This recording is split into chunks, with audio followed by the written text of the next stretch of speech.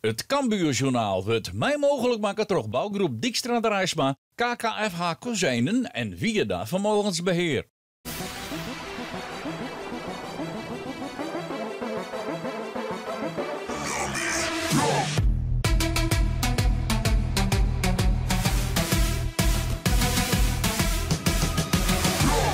Welkom bij een nieuw Cambuurjournaal. En ja, je sjugge het goed. Er leidt snieën in het Cambuurstadion. Koning Winter is betierd dit hier en liet ik het oude Cambuurstadion net onberoerd. Cambuur trainde hier in de omringende wedstrijd tegen Vitesse, omdat op de orenvelden ek snieën lei, daar waard het net scoot, hier in het stadion wol. Dus koe Cambuur hier de laatste training overwerkje. Ja, maar dat is mooi. Het zit vol snieën.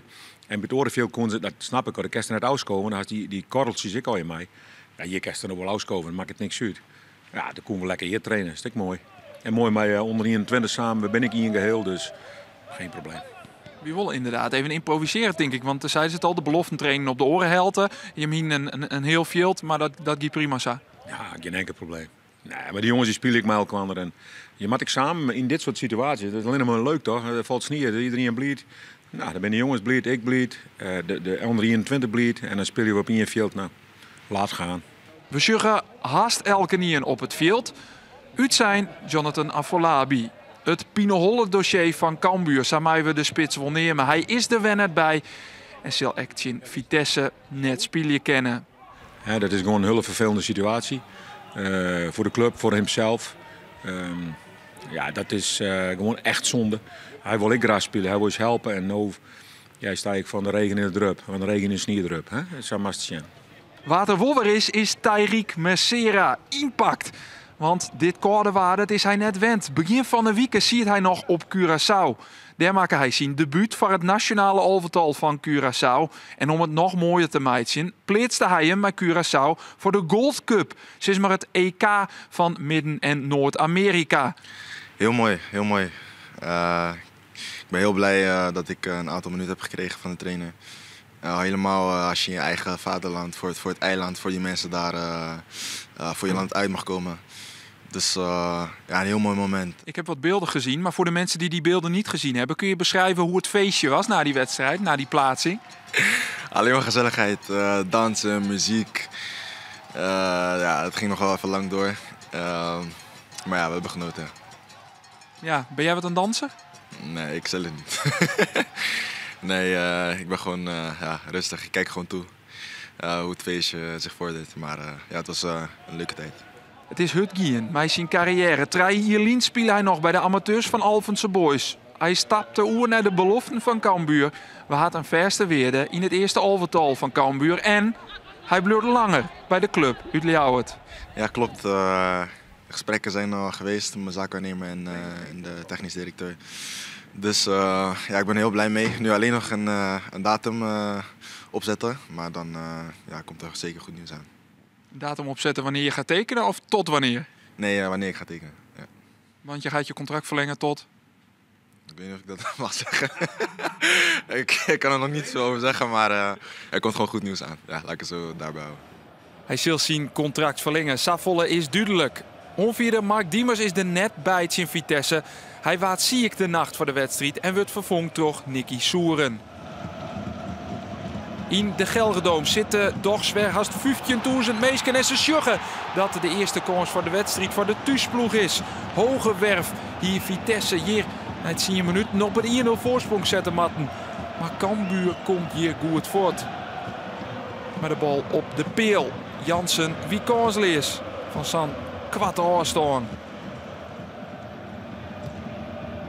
Aan de andere kant Cambuur. Maar diezelfde Jansen die de bal bij Ilias Alhaft krijgt.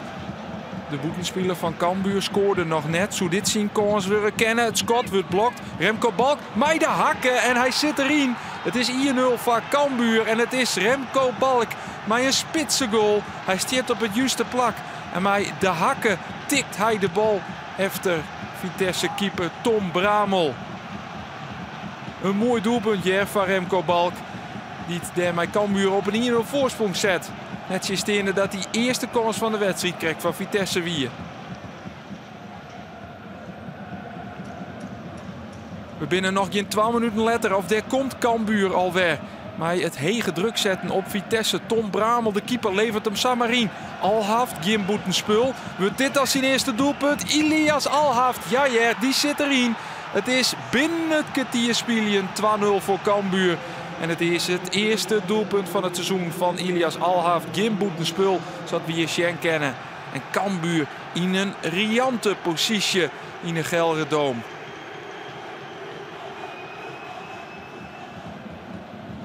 Ja, het is net makkelijk voor John van der Brom, de coach van Vitesse. Ze staan onderin in de KKD. Hebben 6 minpunten en de 3 op een rij minpunten. Omdat ze de financiële cijfers net op waarde hebben. Sportief Sjoen dan is dit weer een serieuze mogelijkheid. Maar de kopbal gaat op de latten. En dus komt Cambuur hier op een rij goed wij.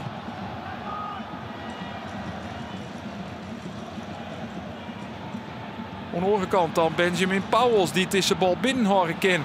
Is het Cambuur dat het voor een dadelijk zo afstraft. Pauwels gaat naar de groen. En dan is het uiteindelijk geen kans. Alhaft komt er net maar aan. En Pauwels, die krijgt de gele kaart van skierschuchter Verrijken. Even Kusjen, wie het een zwalbe. Gaat hij ja, dit is een terjochte gele kaart. En hier maakt Pauwels uiteindelijk dus voor op de bon. Dit wie die goede kans krijgt. Die kopbal van Jegoyan die het op de latte gaat. Dit is de directeur van Vitesse. Vernuveren zat de Sjen. Misschien wel over het spul van zijn club. Want hier komt Cambuur alweer met Thomas Pol. Krijgt hem wat gelukkig voor de voeten. Hellet uit. En wat een doelpunt van Thomas Pol. Het is ik net de Leeuwen. Alles liep het goed te vallen van Cambuur van een joen. Want dit is een prachtig doelpunt van Thomas Pol. Ja, met alle respect. Dat verwacht je net van een linksback. Maar hij zit hem geweldig binnen. Nog zo'n clubicoon van Vitesse. Edward Sturing. Hij schucht er net al te fleurig uit. Schotse hier van Alhaft. Remco Balk. Is dit een strafschop? Nee, op een nij. Jouwt Verrijken de bal net on Cambuur. De bal op de stip. Nee, hij wil er net on. En bij Pauwels, wie krijgt duidelijk dat dat net zo weer. Hier liep het wel sprake te wezen van contact. Maar de bal gaat dus net op de stip. Ter onvrede van Remco Balk. Vitesse levert de bal weer Samarin. En daar komt Cambuur alweer. Maar de bal naar de linkerkant, naar Benjamin Pauwels. Het is vanzelf de smaakmaker, dus dan ga je er maar weer even voor zitten. Daar komt er weer de Belgische aanvaller. Gooit de bal een versnelling omheen. En wat een schitterend doelpunt. Jongen, Benjamin Pauwels. Ja, tuurlijk nog een salto erachteraan. Net de Leeuwen. Wat een weergaloos doelpunt dit is van Cambuur. Nog var het skoft is het 4-0. En Pauwels, ja, die gooit maar weer een peerton bij zijn marktwaarde op. Want het mij duidelijk wezen dat deze geweldige aanvaller net lang met te behouden is van Cambuur. In de tweede helft batte dan lange tijd neer. Cambuur vindt het wel prima. Vitesse kan ijs net beter. Al krijgt Visser hier wel een goede kans. Die redden wordt terug Thijs Jansen. Maar het is net bepaald een hele onttrekkelijke tweede helft.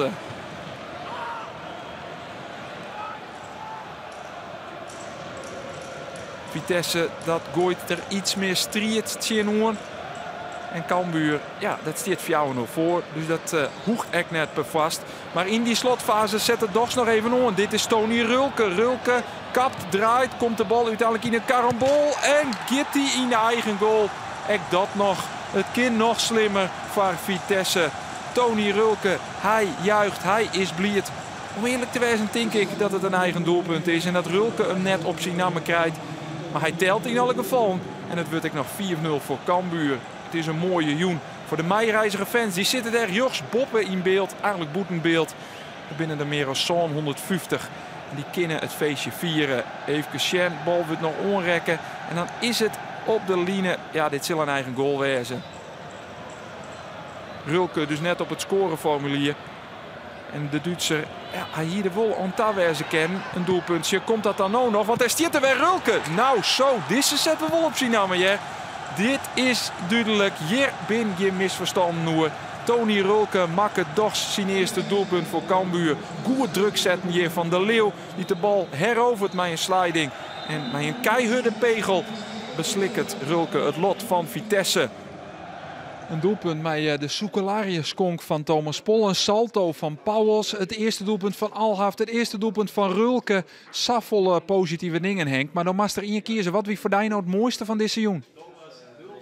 Ik denk die klassieke buitenspeleractie. Boeten naar binnen, actie in de kruising. Ja, vind ik mooi. Balkie, hakbal, ik schitterend. Maar ik denk die actie weer echt schitterend. Dat is, daar ga je voor naar het stadion. Het doelpunt van Benjamin Pauwels, de 4-0. Ja, vond ik zo mooi. Maar ik juich bij alle goals even, want ik vond de hoorde ik prachtig. Maar ja, die weet ik mooi. En Thomas Paul natuurlijk, hè. Daar komt het mandje op, zit er maar rechts erin. Ja, het rent op het ogenblik. Hè. De jongens weten wat ze kennen. Maar ik zei, hè, jongen, 2 kansen waar je binnen kan peel, een keer de keeper. Kijk, de goal schikken, dan maken we goed naar Sjen. Maar overal is het gewoon een hele dikke terechte overwinning. Hè, hier. Een keer van de voornemen met John van der Bromero, hij zei, Henk, we worden eigenlijk nooit weggespeeld. 5 keer gelijk, maar ja, de 400 de eerste helft denk ik wel. Het vertrouwen zit erin. En als je al die wedstrijden wint en zoals vandaag op het veld staat, dan merk je gewoon dat het vertrouwen groeit. Dan gaan we steeds beter voetballen, staat het steeds beter. En ja, dat voel je wel hoor, in dat team en hoe lekker we spelen. Ik schrok er wel zelf een beetje van. Ik dacht, ik schiet hem richting die bovenhoek. En hij krulde er precies in. Dus ja, heerlijk. Ja, je gleed ook nog een beetje weg. Heeft dat ook nog geholpen? Geen idee. Ik gleed weg en ik zat op de grond en ik kon even mooi kijken. En hij ging erin. En ja, ik kon alleen maar lachen. Dat was heerlijk. De vorige wedstrijd heb ik niet gescoord. Dus, en wel gewoon de 3 punten gepakt. Dus ja, wat dat betreft ben ik wel een teamplayer. Maar ja, ik kan niet ontkennen dat dat ik hartstikke blij ben dat ik mijn eerste heb gemaakt. En nu is de rekening geopend. Ja, want hoe hard had je deze nodig, deze eerste treffer? Ja, heel hard wil ik niet zeggen, maar ja, uiteindelijk word je wel op afgerekend als buitenspeler natuurlijk dat je goals en assists moet geven. En ja, het was gewoon voor mijn gevoel gewoon een kwestie van tijd. Ik kwam steeds meer in mijn eigen spel de afgelopen wedstrijden. Dus ik ben blij dat hij nu is gevallen, ja. En je zei het al, de rekening is geopend. We kunnen meer gaan verwachten? Ja, zeker. Daar kun je van uitgaan, ja. Dat belooft wat. Cambuur vinden we terug die goeie riege. Waarom? Stabiel in het linkerrichtje op het zondeplak met 24 punten uit 15 wedstrijden. Koprenner is Excelsior met 3 punten voorsprong op de Graafschap en Volendam. Onderin bleef Vitesse de hikkensluiter. Toch de dikke nederlaag krijgen zij er geen punten bij en bleven ze laatste. Op een overwinning voor Cambuur in de Gelderdoom. Waar is die binnen weer met een nieuw Cambuurjournaal? Een dag na de thuiswedstrijd tegen FC Den Bosch. Want dan? Het Cambuurjournaal waard mij mogelijk maken door bouwgroep Dijkstra de Rijsma, KKFH Kozijnen en Wieda Vermogensbeheer.